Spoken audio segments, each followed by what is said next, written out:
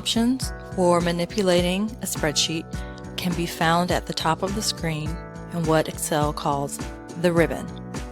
Here in the Home tab of the ribbon, you will find the location to adjust the font's boldness, color, the font itself, size, etc. The alignment section of the Home tab is where you will find the options to center, left align, right align, etc. The Numbers section of the Home tab is where you can adjust the number you're working with. For example, if you type a 3 and you'd like that 3 to be $3, you can adjust the type of cell you're dealing with in the Numbers tab, and so forth. So let's begin by creating a spreadsheet, and we will use the features in the ribbon to adjust as we would like. Let's create a short spreadsheet for travel expenses, and let's start populating with said expenses.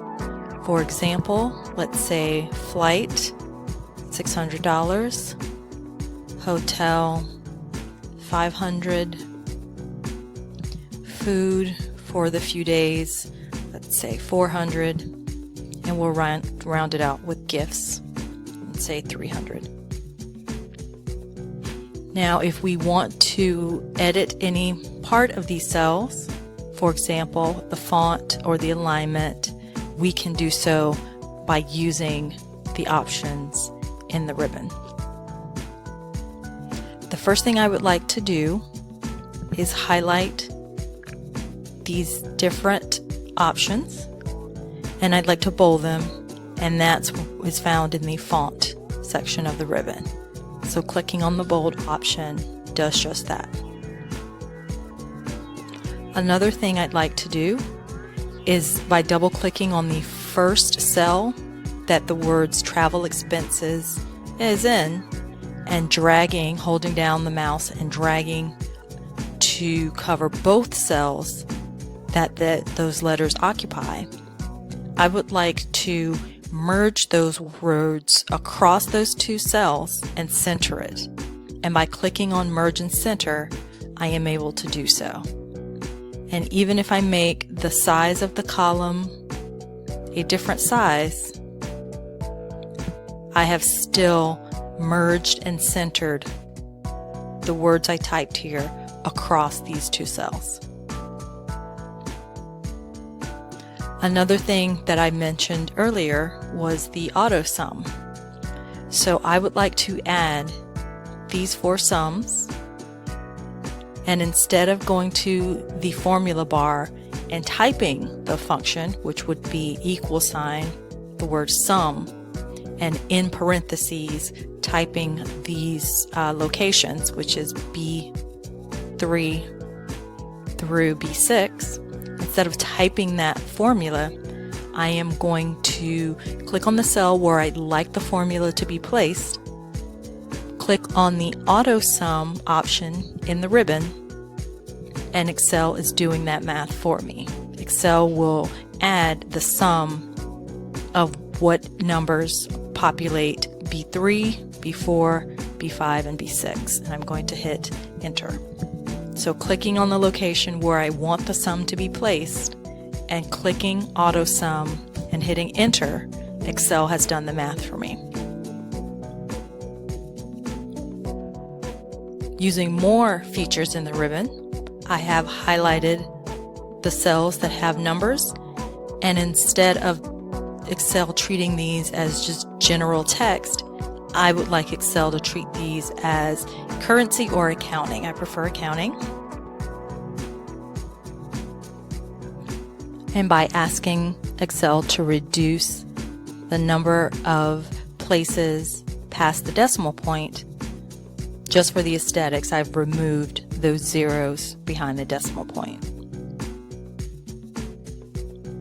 We can also adjust the border around our content by highlighting all the cells And in the font section of the Home tab is where we can adjust the borders. I'm going to place a thin border around all the cells with one click.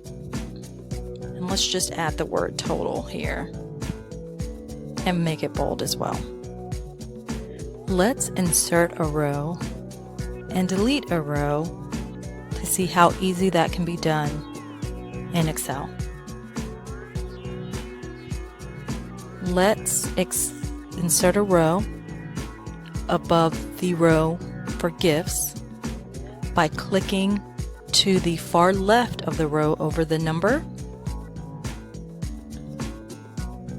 right-clicking, and choosing Insert. As with most features, that same option is also available in the ribbon. And let's title this option for entertainment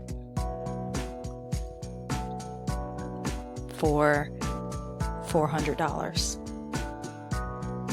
And because the cells initially were designated as currency, the inserted row followed that format.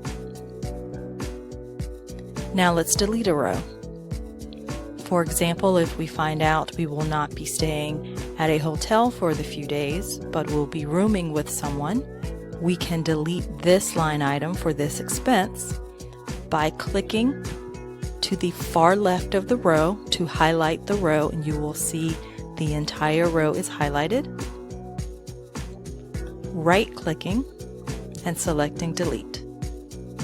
And whether we have done so by clicking on the row or using the delete option in the ribbon, with just a click or two, we have deleted that row.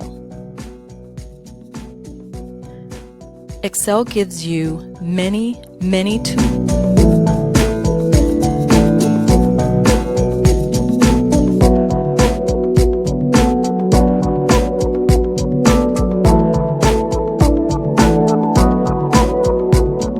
Let's see how easy it is to add a chart based upon the content in this table. The first thing I'm going to do is highlight the cells I want included in the chart by double-clicking on the first cell and holding down and dragging to also select all the cells I'd like included. I click the Insert tab and we will see that the ribbon is now filled with different options. Some options will look familiar as they are the same that you will find in Microsoft Word, PowerPoint, for example. And some options are specific only to Excel. For example, the Charts menu. Since the chart that we want to include is a chart of a fixed amount and each line item is one element of that fixed amount, the pie chart is our best option. For example, we have one total amount of funds and each one of these line items make up part of that whole. So by clicking on pie chart and selecting whatever is most visually appealing to you, with that click we have entered a chart into our spreadsheet. The only other clicks that I will make would be to edit the chart for my own liking. For example, I prefer the charts that have the legend at the top and include the percentage of the whole on the pie chart itself. And lastly, let's just title the chart so that it matches the table. So once again, to insert this, we wanted to highlight the cells we want included in our chart, clicking the Insert tab and selecting the pie chart. And the only other clicks that were made after that were to edit visually what type of pie chart we'd like, and maybe putting the legend in a different place and updating the title. And that is it. We have entered information into our table, asked Excel to do the math, and included a chart which we can move wherever we would like by double clicking and holding down as we move it on our page. The final section of this tutorial will review preparing this spreadsheet, saving it, preparing it for printing, and then finally exiting out of Excel.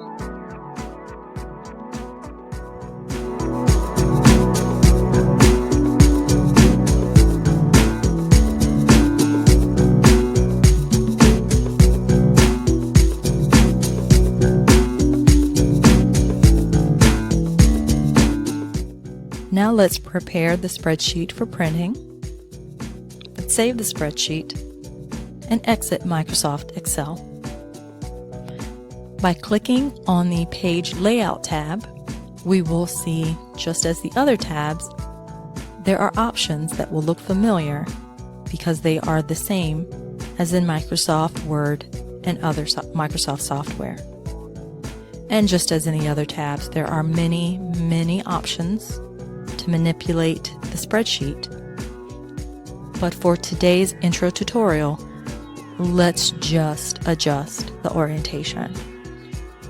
Let's change orientation from portrait to landscape so we can see that once we send this to a printer, it prints the way we would like.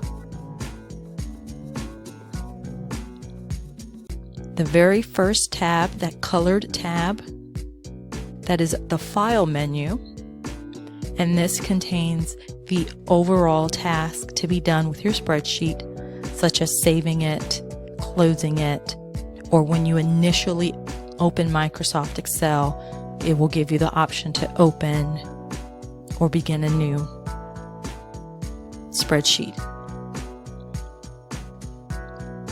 So before we print, let's click on Save As. And as just a reminder, save will save a copy of your spreadsheet in whatever file name Excel initially gave it. But once you click Save As, you can change the file name to something you prefer.